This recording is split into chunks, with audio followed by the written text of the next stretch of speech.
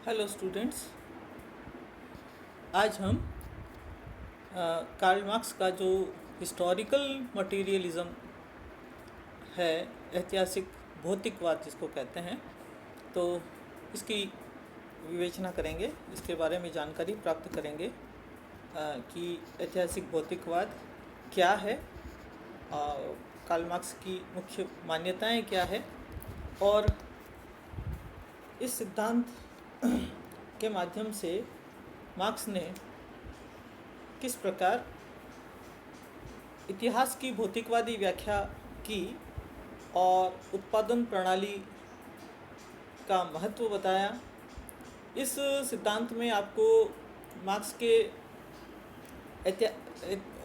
इतिहास की व्याख्या, आर्थिक निर्धारणवाद को भी समझ पाएंगे और विभिन्न युगों में किस प्रकार से समाज में वर्ग रहे हैं और उन वर्गों का आधार क्या रहा है, ये सारी जो व्याख्याएं एक तरह से समाज का जो विकास है उसके पीछे भौतिक शक्ति किस प्रकार काम करती है और उसका जो विवेचन मार्क्स ने किया है, हम उसको देखने की कोशिश करेंगे।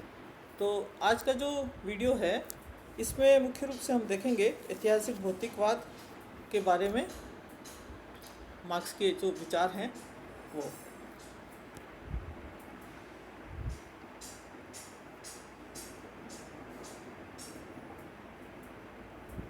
ये जो ऐतिहासिक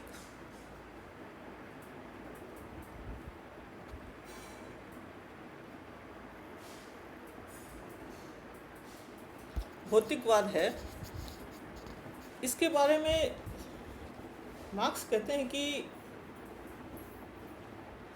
इतिहास जो है वो किसी राजा महाराजा, राजा रानी, सेनापति के जो कारनामे हैं उनका संग्रह मात्र नहीं है, जैसा कि हम ट्रेडिशनली इतिहास को देखते हैं।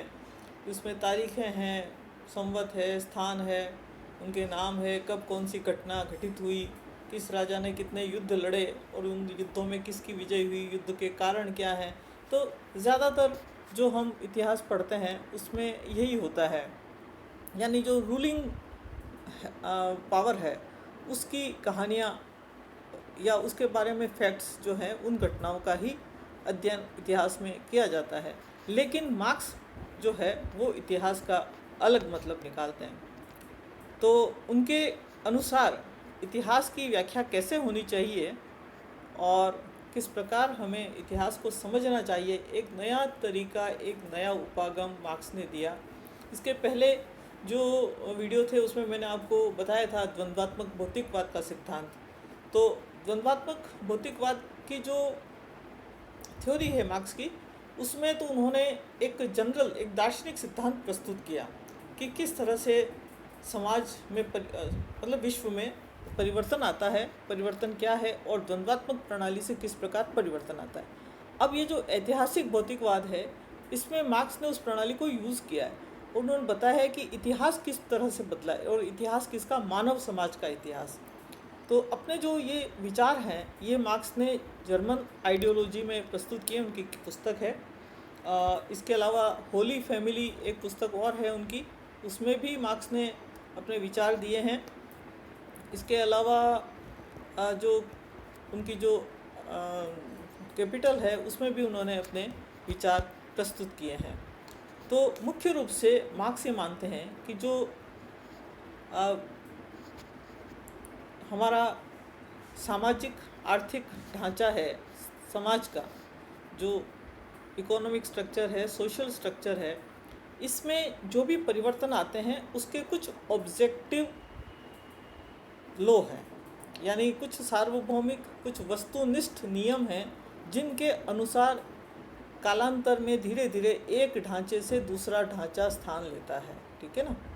तो किस तरह से समाज में बदलाव आते हैं, इतिहास किस तरह से चलता है, इतिहास की गतिशीलता, उसको अगर हम समझना चाहें तो मार्क्स कहते हैं कि उसके कुछ वस्तुगत नियम हैं, परिवर्तन का एक निश्चित तरीका है, नियम है, और उन नियमों की खोज करने की, उन नियमों की वैज्ञानिक व्याख्या करने की कोशिश मार्क्स ने की अपने इस ऐतिहासिक भौतिकवाद के सिद्धांत में।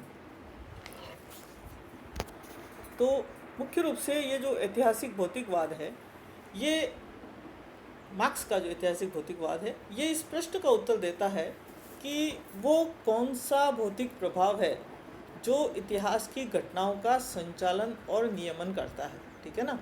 मार्क्स क्या चाहते हैं, वो कहते हैं कि इतिहास के पीछे जो भी इतिहास में घटनाएं घटित होती है, उनके संचालन के पीछे क्या है, कौन सी शक्ति है, किस तरह से ये पूरी व्यवस्थाएं रेगुलेट होती है, नियमित होती है। उन नियमों की अगर हम व्याख्या करना चाहें, खोज करना चाहें, उसका उत्तर ढूंढना चाहें तो क्या है। और इसका उत्तर मार्क्स ने ऐतिहासिक भौतिकवाद में दिया है। वो कहते हैं कि समाज के भौतिक जीवन की अवस्थाएं, conditions of material life of society, यही जो है वो अंतिम रूप में समाज की संरचना को निर्धारित करती है। ये एक तरह से इस आर्थिक निर्धारणवाद का सिद्धांत भी हो गया।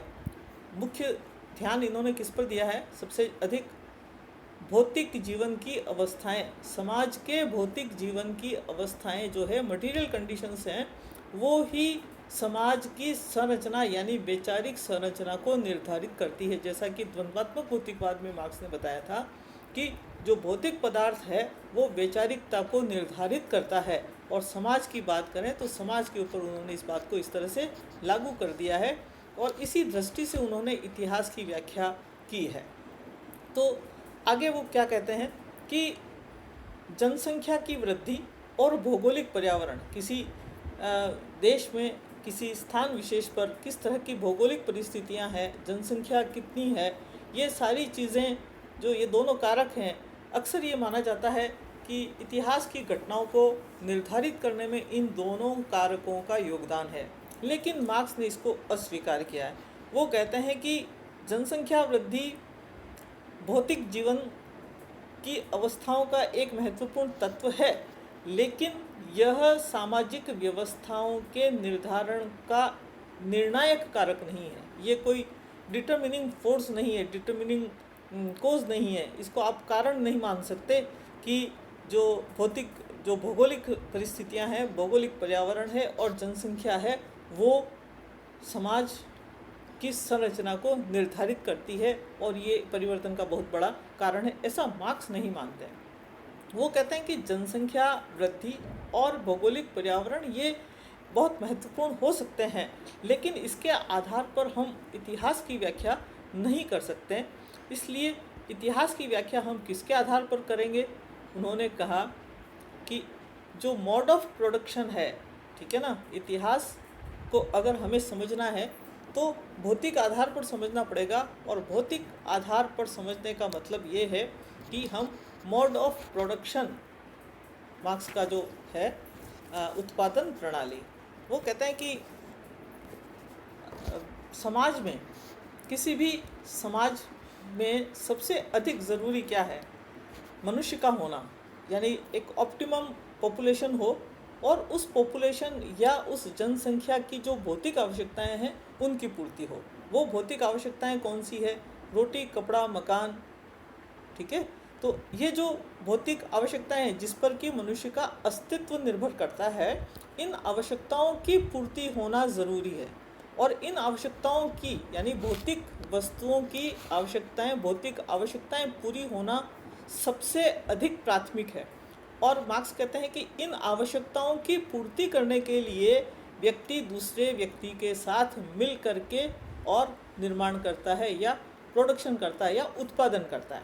तो किसी भी समाज के, यानी व्यक्ति व्यक्ति के संपर्क में आता है तो उसका पहला संपर्क जो है वो किस प्रकार का है, भौतिक आवश्यकताओं की पूर्ति करने के लिए। इसलिए मार्क्स कहते हैं कि मनुष्य सबसे पहले एक भौतिक प्राणी है, उसके बाद वो सामाजिक प्राणी है, क्योंकि उसके जो रिलेशन हैं वो भौतिक पहले हैं। अपनी आवश्यकताओं की पूर्ति करने के लिए वो अन्य के संपर्क में आता है, और उस आवश्यकता पूर्ति के लिए जो उत्पादन करता है, वो उत्पादन ही ये डिसाइड करता है कि एक व्यक्ति का दूसरे व्यक्ति के साथ जो संबंध है वो कैसा होगा, उसका स्वरूप कैसा होगा, उसका संगठन कैसा होगा।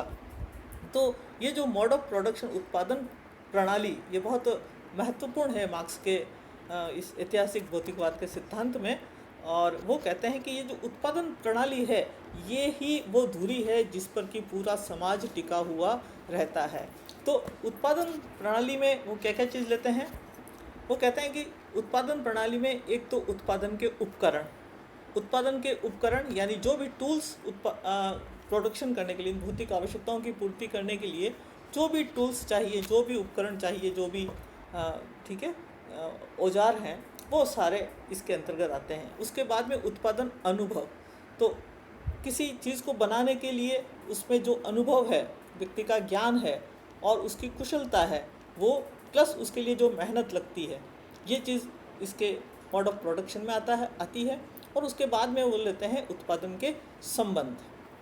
तो मार्क्स कहता है कि जो उत्पादन के उपकरण प्लस उत्पादन का अनुभव और श्रम कौशल, और उसके बाद में जो एक व्यक्ति दूसरे व्यक्ति के साथ मिलकर के जो उत्पादन करता है उससे जो उत्पादन संबंध बनते हैं, ये तीनों चीज़ें मिल करके मोड ऑफ प्रोडक्शन बनाती हैं। इसको हम कहते हैं उत्पादन की प्रणाली। अब जब भी इस उत्पादन प्रणाली में बदलाव आता है, यानी उपकरण बदलता है, श्रम कौशल बदलता है, ज्ञान बदलता है, ठीक है, उत्पादन का अनुभव बदलता है, तो उसके अनुसार व्यक्ति के बीच जो संबंध हैं उससे मिलकर बनने वाली जो सामाजिक व्यवस्था है वो भी बदलती है। तो एक व्यक्ति के दूसरे व्यक्ति के साथ जो संबंध हैं वो पहले उत्पादन संबंध हैं, वो उत्पादन करता है, उसके बाद वो सामाजिक संबंध हैं। तो उत्पादन संबंध ही डिसाइड करते हैं कि सामाजिक संबंध कैसे होंगे। इसी तरह से उत्पादन प्रणाली डिसाइड करती है कि समाज की सामाजिक संरचना कैसी होगी। और ये जो है आर्थिक निर्धारणवाद का जो सिद्धांत मार्क्स का कहा जाता है वो इसी उत्पादन प्रणाली के आधार पर आप समझ सकते हैं। क्योंकि उत्पादन प्रणाली किस व्यवस्था का प्रतिनिधित्व करती है? अर्थव्यवस्था का। किसी भी समाज में भौतिक वस्तुओं का उत्पादन करने की जो प्रणाली होती है, जो व्यवस्था होती है, उसको हम कहते हैं अर्थव्यवस्था। तो ये जो अर्थव्यवस्था है ये सबसे महत्वपूर्ण है और ये अर्थव्यवस्था ही डिसाइड करती है कि समाज की व्यवस्था कैसी होगी, वैचारिक व्यवस्था कैसी होगी। ठीक है, तो आज हमने ये देखा कि इतिहास की व्याख्या कैसे की जाए। मार्क्स किस तरह से इतिहास की व्याख्या में भौतिक आवश्यकताओं की पूर्ति करने के लिए जो उत्पादन प्रणाली अपनाई जाती है उस उत्पादन प्रणाली को सबसे महत्वपूर्ण कारक मानते हैं, सबसे महत्वपूर्ण फोर्स मानते हैं। अब इसके बाद जो वीडियो होगा उसमें हम मार्क्स का जो उत्पादन प्रणाली की जो के आधार पर जो दो तरह की संरचनाएं उन्होंने बताई है, बेस स्ट्रक्चर और सुपर स्ट्रक्चर, अधिसंरचना, अधोसंरचना और अधिसंरचना, तो उसकी व्याख्या नेक्स्ट वीडियो में करेंगे।